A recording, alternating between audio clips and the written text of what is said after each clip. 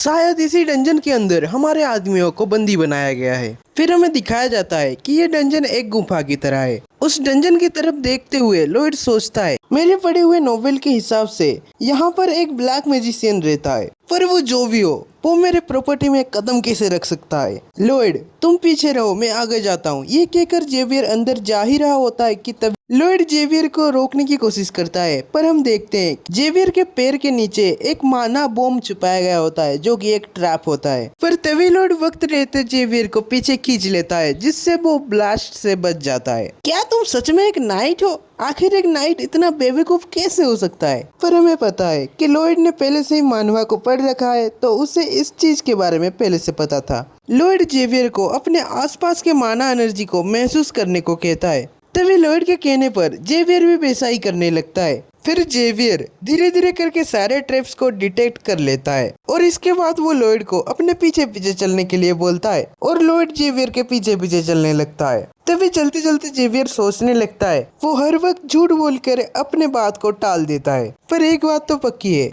ये जानता है कि क्या हो रहा है और क्या होने वाला है, पर कैसे?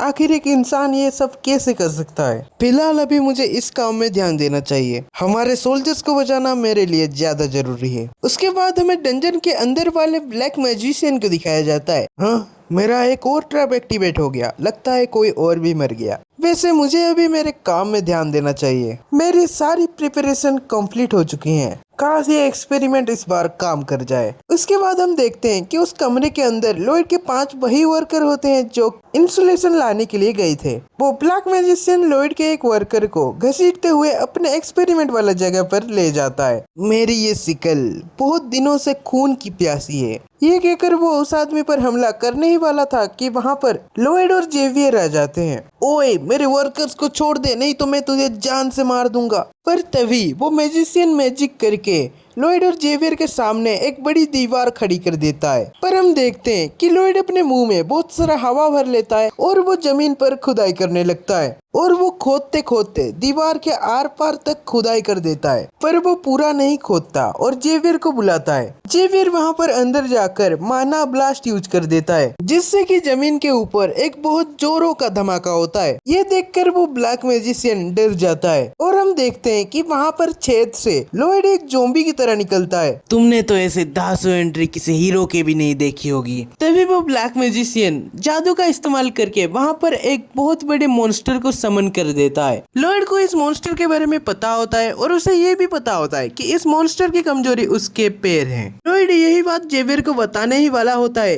कि तभी हम देखते हैं जेवियर अपने नए अटैक माना स्लैश के मदद से उस मॉन्स्टर को एक ही बारी में हरा देता है। ये देखकर वो ब्लैक मैजिशियन तो डर ही जाता है, पर हम देखते हैं कि लॉयड भी शॉक हो जाता है क्योंकि उसने जेवियर के इस अटैक के बारे में नोवेल में कहीं नहीं पढ़ा होता। और इसी के साथ ये चैप्टर भी यहीं पर खत्म हो जाता है। आपको ये चैप्टर कैसा लगा मुझे कमेंट्स में जरूर बताइएगा। और हाँ, अगर आपको नेक्स्ट चैप्टर चाहिए तो वो मैं कल ला दूंगा। तो तब तक के लिए सब्सक्राइब।